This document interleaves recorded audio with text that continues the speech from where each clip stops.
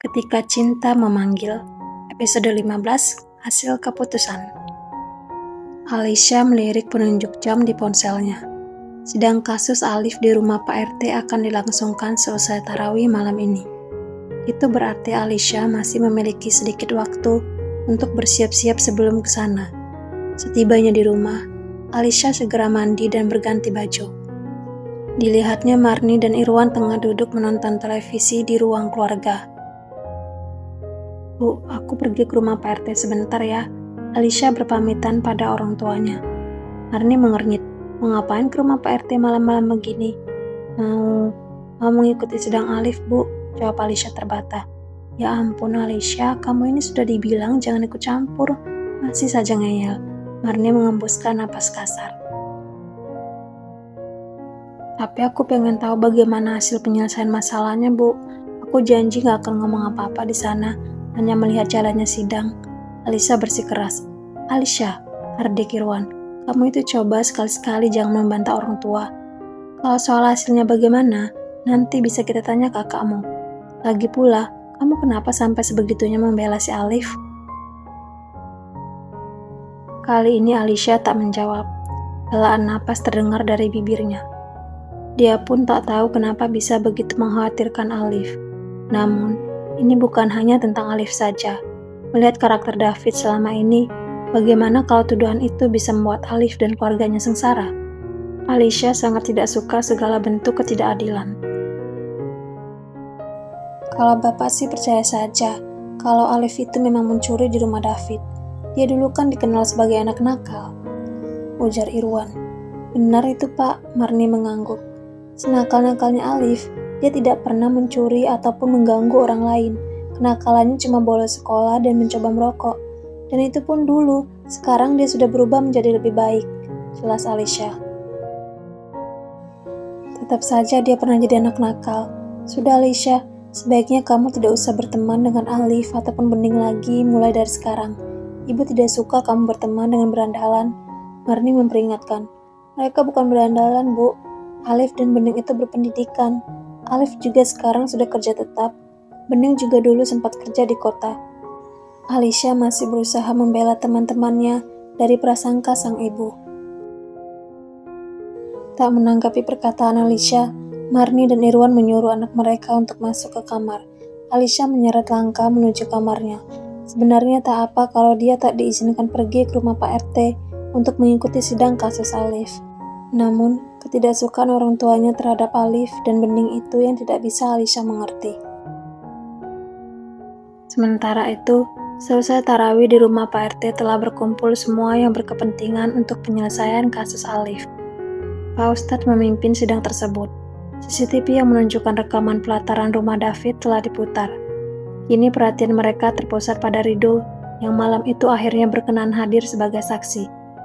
Jadi bagaimana kesaksian Nak Rido terhadap tuduhan yang mengarah pada Alif ini? Ustadz Hakim bertanya. "Apakah benar kamu mengajak Alif ke rumah David malam itu?" tanya Ustadz Hakim lagi. "Benar Pak Ustadz," Rido mengangguk. Rido lalu menjelaskan kronologi bagaimana dia meminta Alif untuk mengantarnya dengan sepeda motor ke rumah David malam itu untuk keperluan pekerjaan. Alif merasa lega penuturan Rido sesuai dengan apa yang terjadi. Rido adalah teman Alif sejak dulu. Alif yakin temannya itu tak akan mengkhianatinya. "Tapi saya tidak tahu apa yang dilakukan oleh Alif setelah itu," lanjut Rido membuat semua yang berada di ruangan tersebut mengernyit. "Maksud kamu?" tanya Pak RT. Rido berdeham. "Ya kan setelah saya keluar mau jalan pulang, saya sudah tidak lihat Alif ada di pelataran rumah Mas David lagi. Maksudnya, selama saya berada di belakang rumah Mas David itu, saya kan tidak tahu apa yang dilakukan oleh Alif. Bisa saja dia memang mencuri." "Maksud kamu apa bilang begitu, Do? Tadi kan sudah kejelaskan bahwa kamu tidak bisa dihubungi setelah 15 menit terakhir aku telepon kamu. Karena aku merasa tidak enak berada di situ, maka kuputuskan untuk pulang," jelas Alif tak terima. "Kamu jangan bikin pernyataan yang menggiring opini, Do. Kamu itu teman Alif sejak kecil. Tidak seharusnya kamu begitu," sungut Bening. David tersenyum sinis. "Loh, kenapa kalian jadi marah-marah? Kan memang benar. Selama dia di belakang rumah saya, dia tidak mungkin tahu apa yang dilakukan oleh Alif kan?" Alif menoleh pada David yang tertawa penuh kemenangan, sangat memuakkan baginya. Namun, Alif lebih tak percaya lagi dengan pernyataan Rido. Dia tak menyangka teman baiknya itu akan berkata begitu. Padahal, tadi Alif berpikir bahwa Rido tak akan berkhianat. Sudah, tidak usah berdebat, Pak Ustadz menengahi. Kesaksian Rido tak banyak membantu. Maka, Ustadz Hakim meminta rekaman CCTV di mana Alif sedang menunggu Rido di pelataran rumah David itu diputar lagi. Namun, David tidak memiliki video rekaman CCTV yang menunjukkan bahwa Alif memasuki rumahnya. Sudah jelas kan, Mas David tidak bisa menunjukkan bukti valid atas tuduhannya terhadap saya. Alif menatap Ustadz Hakim dan Pak RT bergantian. Beberapa CCTV di rumah saya rusak, jadi jelas saja saya tidak bisa menunjukkan rekaman CCTV yang menunjukkan kamu memasuki rumah saya. David membela diri. Kalau begitu, mari kita ke rumah Mas David untuk melihat jika memang ada bukti-bukti yang bisa menguatkan tuduhan Mas David, ujar Ustadz Hakim. David berdeham. Sudahlah Pak Ustadz, tidak apa-apa, tidak usah ke rumah saya. Saya tidak akan memperpanjang kasus ini dan akan membebaskan Alif dari tuduhan. Saya ikhlas mengganti semua uang warga yang hilang. Alif tertawa. Jangan berusaha terdengar bijak Mas David. Bilang saja bahwa Mas David tidak bisa membuktikannya karena memang uang itu tidak pernah saya curi. Bening mengangguk-angguk, menyetujui perkataan Alif. Ustadz Hakim kembali menengahi agar tidak terjadi perdebatan. Dengan beberapa pertimbangan, Ustadz Hakim tetap meminta agar mereka memeriksa rumah David. Mereka semua ke sana malam itu. David tidak bisa berkilah lagi karena memang tidak temukan bukti apapun. Akhirnya diputuskan bahwa Alif memang tidak bersalah dan bebas dari tuduhan. Atas perintah Ustadz Hakim, David meminta maaf pada Alif.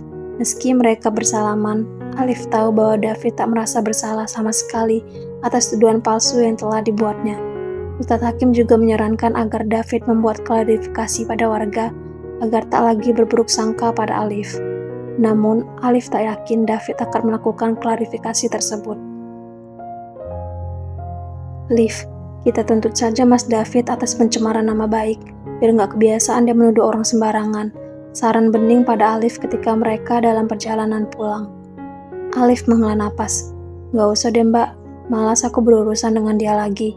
Biar saja dia yang mempertanggungjawabkan semua tuduhannya kelak. Selesai mengantar Bening, Alif langsung pulang. Setibanya di rumah, Alif langsung dipeluk oleh sang ibu yang merasa lega bahwa anak laki-lakinya sudah terbebas dari tuduhan.